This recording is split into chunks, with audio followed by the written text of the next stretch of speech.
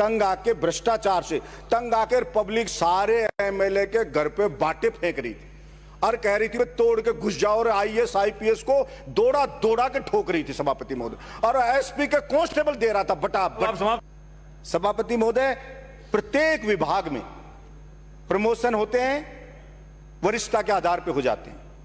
RPS का promotion होता है वरिष्ठता के आधार, आईपीएस का प्रमोशन होता है वरिष्ठता के आधार पे, और कांस्टेबल है उसको कहते रहा प्रमोशन होगा तुझे इम्तिहान देना पड़ेगा। फिर इम्तिहान भी एक बार नहीं लेंगे, अब अगर तू रह गया तो फिर दोबारा इम्तिहान दे, फिर तीसरी बार है तो फिर तेरा इम्तिहान देंगे, चाहे तू बूढ़ा हो जा तेरे से इम्तिहान लेते रहेंगे, पढ़ता भी रहे, तेरे को सोने भी नहीं देंगे, तेरे को बैठने भी नहीं देंगे, 24 घंटे ड्यूटी भी लेंगे और फिर तेरे से इम्तिहान भी लेंगे, और फिर भ्रष्टाचारियों को पकड़ के ला। सभापति महोदय, उसका परिवार भूखा मर रहा है, 7वां वेतन आयोग लागू होगा लेकिन तेरे को लाभ नहीं देंगे। माननीय सदस्य, आज जो विषय है उसी विषय पे आ रहा हूं सभापति महोदय, उसी पे आ रहा हूं। और जब तक इन चीजों को ना समझेंगे ना, भ्रष्टाचार पे चर्चा के कोई मायने नहीं है सभापति महोदय, जब तक मूल में ना जाएंगे। अपन उसी से कहते हैं भ्रष्टाचार को रोकना है। सभापति महोदय, भ्रष्टाचार दो तरह के लोग करते हैं। एक भ्रष्टाचार वो करता है जिसको ऐशो आराम करना होता है, जिसको भोग विलास का शौक होता है, और एक भ्रष्टाचार सभापति महोदय वो करता है जो सिर्फ अपनी इज्जत बचाना चाहता है। सभापति महोदय, जब उसको तनख्वाह नहीं दे रहे, आप भ्रष्टाचार रोकने के लिए भेज रहे हैं, उसको कहे खा के भी तू आ जा, होटल पे भी तू खा, दे कुछ नहीं रहे, तो सभापति महोदय ऐसा तो नहीं है कि वो उसके परिवार को कुएं में पटक देगा और आपके लिए आप कह रहे हो प्रवचन दे रहे हो, जा बेटा जा, भ्रष्टाचार मिटाना है, सीएम साहब ने कहा मिटाना है। वो जानता है उस आईपीएस को कि आप कितने विचार हो, कोई एक दो अपवाद छोड़ दो, तो आप जब तक उसको ये विश्वास ना दिलाएंगे आपको पूरा पैसा मिलेगा, आपकी सुरक्षा की गारंटी, आपके परिवार की गारंटी, और आप इसके ऊपर काम करिए ईमानदारी से, तब तक वो नहीं करेगा। सभापति महोदय, अपन कितने ही प्रवचन दें, भाषणों से पेट नहीं भरता सभापति महोदय। 2 मिनट में समाप्त करें। अब यही प्रॉब्लम है सभापति महोदय।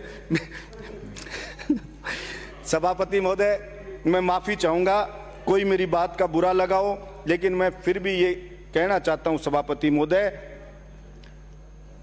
कि दोहरा व्यवहार कहीं भी रखा जाएगा, भ्रष्टाचार नहीं मिटेगा। भ्रष्टाचारी होता है किसको नहीं पता सभापति महोदय, किसको नहीं पता। एंटी करप्शन ब्यूरो रेड 100 पकड़ती है उसको सभापति महोदय, वॉइस होती है उसकी।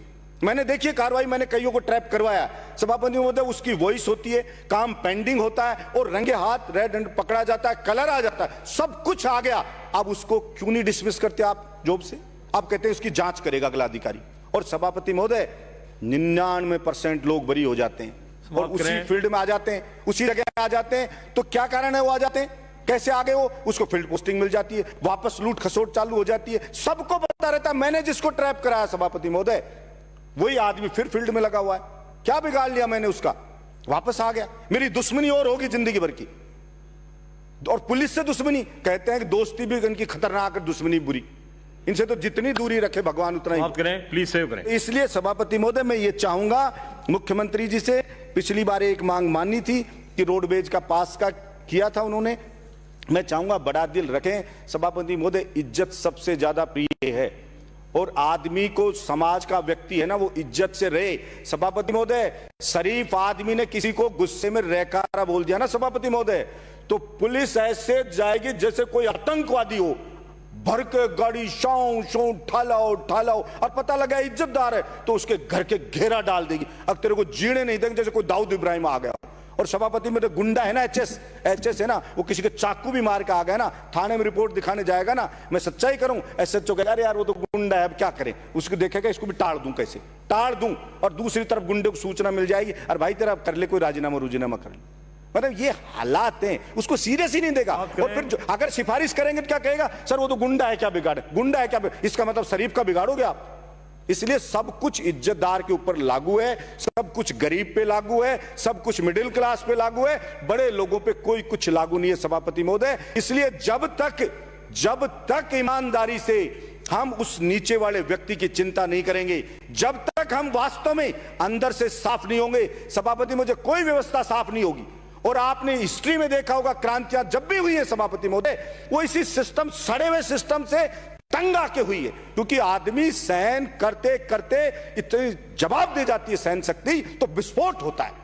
इसलिए वो विस्फोट ना हो। मुझे सभापति महोदय कई बार पति महोदय मैंने सपना देखा भ्रष्टाचार से तंग आके, भ्रष्टाचार से तंग आकर पब्लिक सारे एमएलए के घर पे बाटे फेंक रही थी और कह रही थी तोड़ के घुस जाओ, और आईएएस आईपीएस को दौड़ा दौड़ा के ठोक रही थी सभापति महोदय, और एसपी के कांस्टेबल दे रहा था बटा बोले बहुत गाली सुनी तेरी बोला हमने। और सभापति महोदय के होमगार्ड की मांग करना चाहता हूं, इनको 12 महीने ड्यूटी दी जाए और इनको ये बेल्ट वाली भर्तियों में 50% इनको भी ले लिया जाए। सभापति महोदय नौकरी पे तो रख लिया, हम बेरोजगारों की चिंता करें, लेकिन इसको बेचारे को पूरी नौकरी नहीं दे रहे। इस होमगार्ड को ड्यूटी पे ले लिया, वो लगता है मैं नौकरी लग गया, उसको आधे दिन घर भेज देते, आधे दिन रखते, बेरोजगारी भत्ता दे रहे हैं और सब कुछ कर रहे हैं, तो ये नौकरी पर लग गया। पुलिस की नफरी कम है तो कम से कम इसको थाने में ले लो, इसका काम 15 दिन थाने में भेज दो, इसको यही काम कर लेगा।